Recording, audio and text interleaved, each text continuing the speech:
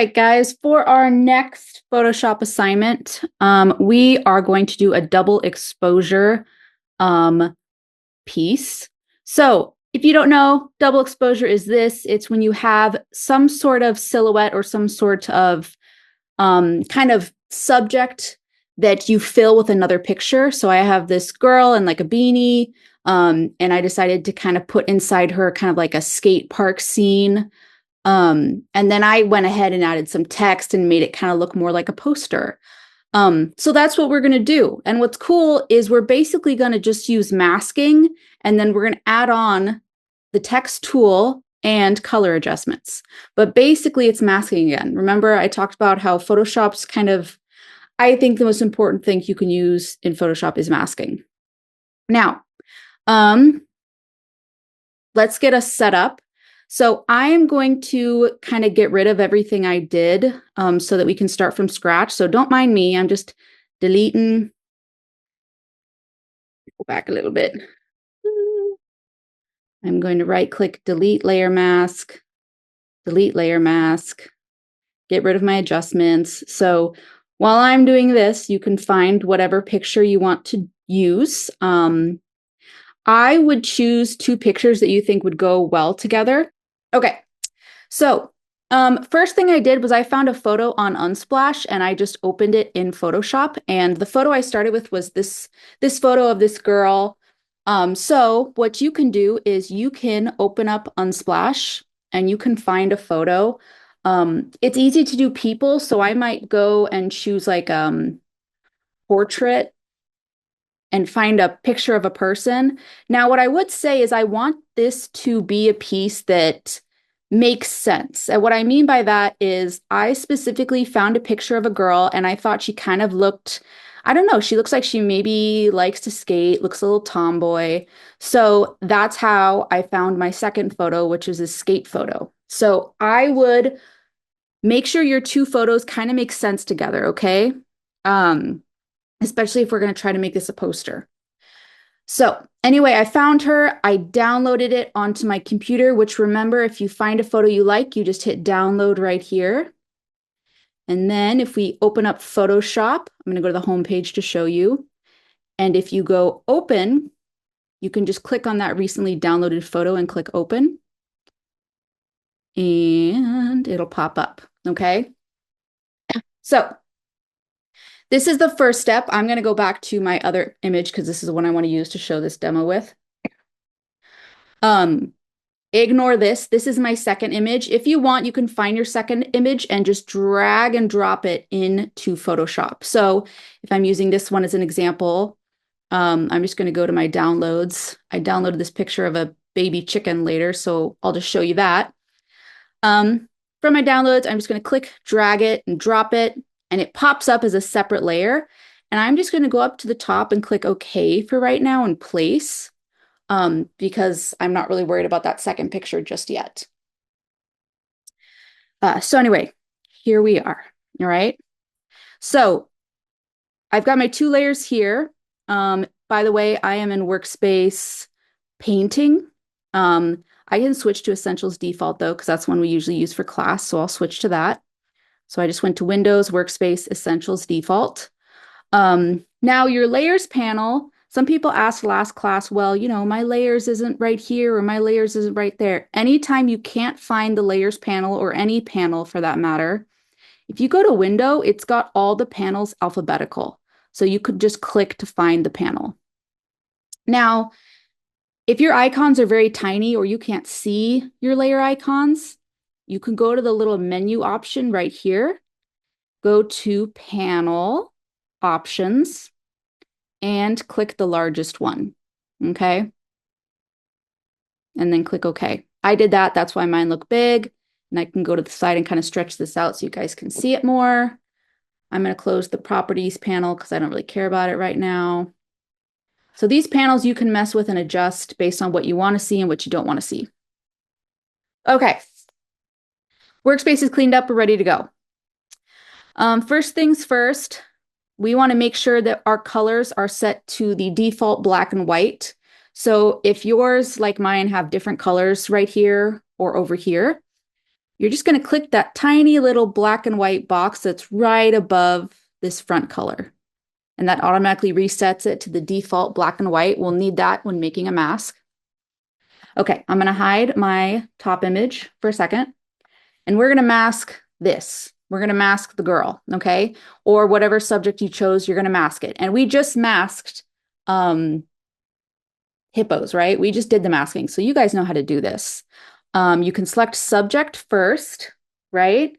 But sometimes that's not perfect. So once you select subject, you might have to correct it. Like for some reason, it kind of did some weird cuts here. So I am going to grab my regular lasso tool. I'm going to hold down Alt to remove. So hold down Alt and I'm going to circle areas that I don't want to be part of her selection. So this is like a hole between her side and her arm. So I want to get rid of that. So I'm holding down Alt, making bubbles. And I want to add this because this is part of her jacket. So I'm going to hold down Shift. So remember, holding down Shift and circling will add it to the selection. Holding down Alt and circling will remove it. There you go. And the only other little part I see is down here. Grab that. Boom.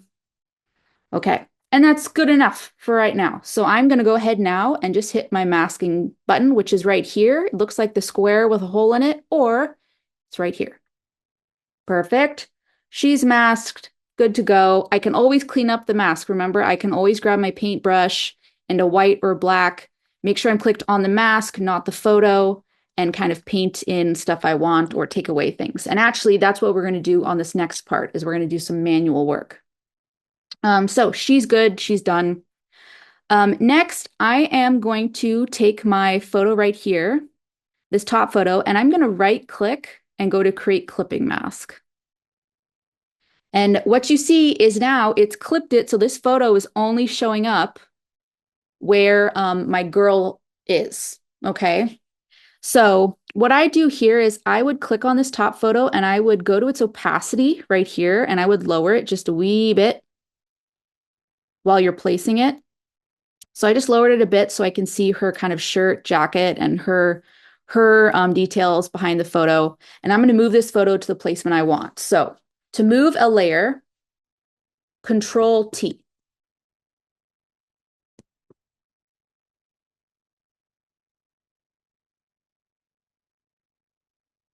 There we go. So I'm going to kind of scooch it around and find a placement I like.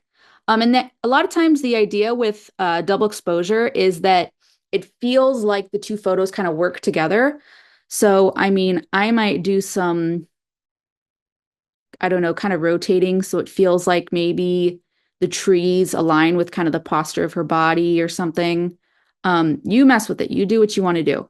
But I'm kind of just messing with it. I say that's going to be good. I'm going to click place. Awesome. I'm going to go back to the opacity and bring it up back to 100.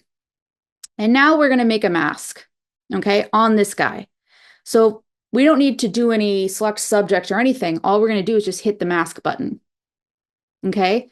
And now we see we have a white box or a white mask attached to it. And remember, white is everything that's revealed.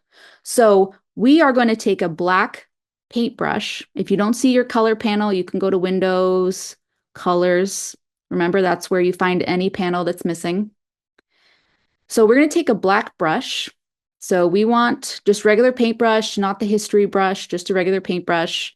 And we're going to go up to the brush settings and we're going to make sure that it's very soft. So that means no hardness. And we're going to make sure that it's pretty big. You can kind of see the size you want to use for it.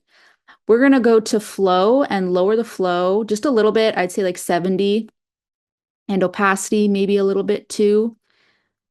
And what I'm going to do is start clicking and basically hiding parts of this top image to reveal parts of her. And I'm going to lower the opacity even more. And the idea with this is her details are just as important as this back image. So I want to try to preserve her details while kind of still giving this front image opportunity to show through.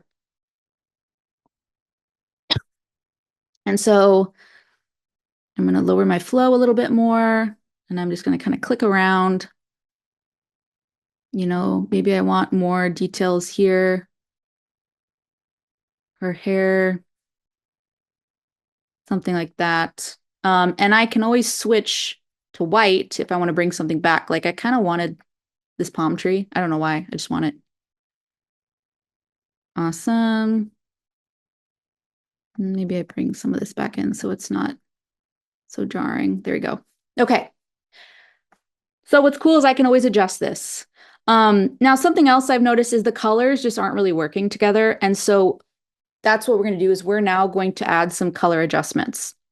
So on my girl right here, I think I want to make her less blue because in the scene with the skaters, it's pretty sunny. And then she's super blue. So that's kind of like yellow and blue, kind of like lighting working against each other.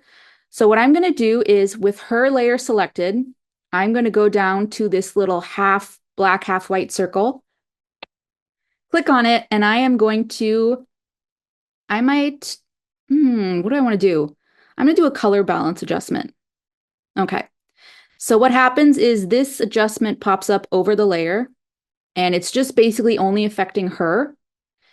And here I can affect the midtones, the shadows, the highlights, anything. And I'm basically just going to play. So I want to kind of adjust it so that she looks like she's more in kind of a sunny atmosphere like they are. Look at that. And if I click the eyeball next to any layer, but this adjustment in particular, you can see how that kind of helped warm it up and make it look like she's kind of in a similar scene as they are. I'm going to do some adjustments to them too. And again, you're just playing right now. So any of these adjustment layers you can mess with. This second group is going to be stuff that mainly works with how dark or how light an image is. The third group is going to work with colors and kind of temperature. So you just play with it based on what you want to see. So I might go to levels. So levels, now this popped up and right now it's going to affect everything. I want to right click on it and make sure it's a clipping mask, which means it only affects our dudes right here. And my stuff looks huge right here because I'm making it big for you. Yours is probably not going to look this big, so don't freak out if yours does not look like mine. I just made it bigger so you could see it. So over here, I can adjust the dark values. Oh, and I guess it's affecting her as well.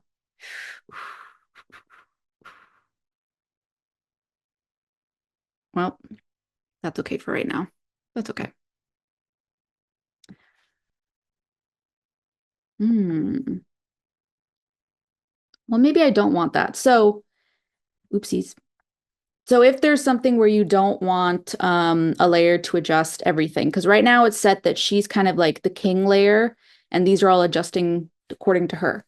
But I think what I want is I want to be able to edit this one independent of her. So what I'm going to do is I'm going to click on her mask. I'm going to hold down Control, click on it, and that will select her mask that we've made. And then I'm going to click on our skater dudes and I'm going to click on their mask and I'm going to go select inverse, which means it's selecting everything outside of them. Okay, because I don't want to cover up the skater guys. I want to just cover up the area around them. And I'm going to drop in black. And I probably should just use my paintbrush or I'm going to go edit, fill. Okay, there we go. And so you see over here on the mask, it just automatically kind of filled all of them in. So this should mean that as I'm working on, yeah, there you go. What this means is that I can unclip them from her. So if I right click, I can go release clipping mask. There we go. So they're no longer clipped to her because I made their mask the same as her mask. And the reason this is good is because it means that I can add an adjustment to them that doesn't affect her. So I'm going to add another levels. I'm going to go create clipping mask. Perfect. And now you'll see as I adjust these toggles, it's only affecting the skaters. It's not affecting the girl. So that's what I kind of wanted because I want to be able to mess with their colors and whatnot. I think the most important thing to do is to make sure that the darkest colors or the darkest shadows are similar in both images. So if for some reason my skater guys were really light like this, that kind of looks odd because it's like they look really washed out and she's pretty dark. So just make sure that the contrast looks similar. Okay. I think I'm also going to add something to adjust their sky because their sky is kind of like, I mean, it might partially be the mask I made, but I think I want it to be a little bluer. So I'm going to add an adjustment layer and I'm going to go select color, selective color. I'm going to right click and make it a clipping mask so that it only affects our skater image. And I'm going to go to blues or cyans. Cyans, I think, is what I want. Cyans, and I'm going to drag this up, kind of see. It's not really doing what I want. It's very subtle. If I zoom in, you can see. So I drag this up, you can see kind of it's changing that back part of the sky a little bit. So that's okay.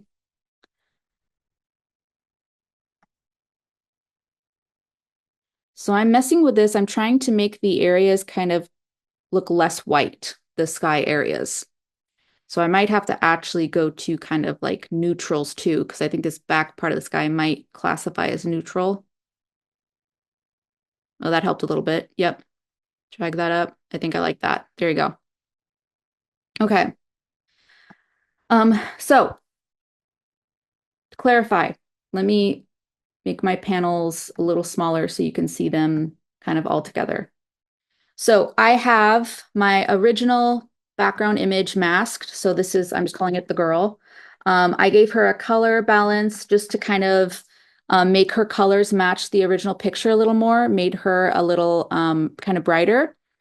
And any of these color adjustments, you can click on them and right above them, their property panel or the panel that allows you to change their settings should show up. So you can adjust that as needed. Like I'm kind of looking at her, and because I did some changes in the top photo, I think I need to bring down the red a little bit. And I'm just trying to make them look like they have similar colors. That's all I'm doing. And then we got the skater scene. Perfect. And then we have levels that I did on the skaters. And then I did some color adjustment on the skaters. Awesome. So this is double exposure. This is basically it, okay? But I want us to do a little more than that. So I want you to click on your first layer or the top layer, which should be one of your adjustments. Hold down Shift and click the bottom picture, and that should select all of them. And then you're going to right click, new group from layers, and just call this the double exposure. And click OK. So this is your double exposure. This is what we just did. Okay. So click on the background layer below that and click Add. And what we're going to do now is just drop in a black background because I think it helps this pop out. So I'm just going to make sure I have black color selected, and I'm going to grab our paint bucket and just click. Gives it a nice black background. Sweet. And next, what we're going to do is we are going to add a text box. So over here, this is the horizontal text tool, and it works just like it would in Google Slides. If you click on it, click and drag, you can make a text box. Now, you may not be able to see it, and that might be because its color is set to black. So if you go up here, you can click and change it to like white. There you go. And I'm going to type something like this is a poster, right? So do what you, it's very tiny right now. I know that. I'll fix it. Do what you love. It's very small. If I click my move tool or if I hit Control T, I can move something or scale it. So I'm going to make this a little bigger. Perfect. I'm going to double click on it to go back into kind of text mode to edit it. So this text, I can, with it selected, if I click and drag, highlight it, just like you would in Google Docs or Google Slides, I can mess with some of our text tools. So text menu is right here. this top part. If you click on this, it shows you all these different ways we can mess with text. The only ones I want you to really worry about are this tool right here, which is tracking. Tracking is the spacing between letters. So if you click and drag on this, you can spread it out.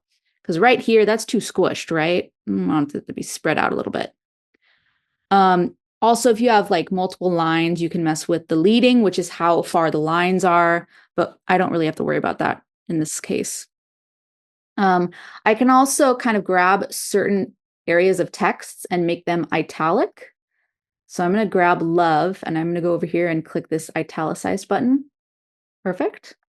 And of course, I can grab all of these and I can go right here. This panel usually will pop up. If you don't see it here, you can go up here. I can make the text bigger. I can also use a different font, or we talked about this in the beginning of class, you have access to DaFont, which is a website that has a ton of different font options. So either way, you got options, and I'm going to just stick with the font I had because I like that. Sweet. So look at this cute little poster. And if I wanted to be extra, then what I could do is I could add a box or add a layer above this. And I am going to grab, then over here, there's a rectangular marquee tool. Looks like this, or M is the shortcut for it. And I'm going to make just a cute little box. It's like a box selection. Perfect. It just looks like that. It's just a selection. And I'm going to go to Edit, Stroke, and I'm going to give it a 20 pixel stroke and make it white, and click Center and click OK. There you go. And of course, this is not actually like center, so I want to move it. I'm going to hit Control T. There you go, just to kind of move it a bit. There you go. Just make it centered.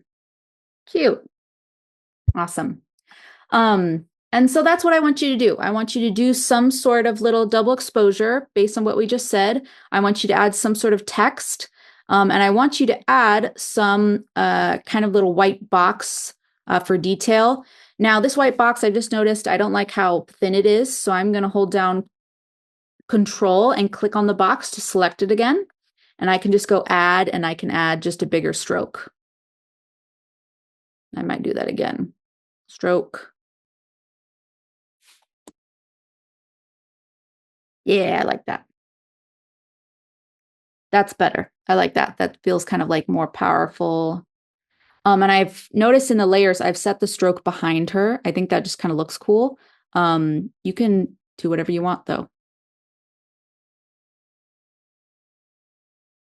So I think I might do that. That looks good. Okay. Another thing, if while you're working, if you choose to use this move tool to click and move something and it grabs one of your layers that you don't want to move, so a quick fix of that is click on the layer that you want to stay still, you don't want it to move, and you're going to go up and click Lock All Attributes. And what that does is it makes it so that that layer is not going to move unless you specifically change it. It's not going to go anywhere, okay? So I'm just clicking Lock, Lock, so none of those will move, okay? All right. I will share this file in the assignment, but this is what you guys are going to work on. Go ahead and create a super cool, nifty double exposure photo.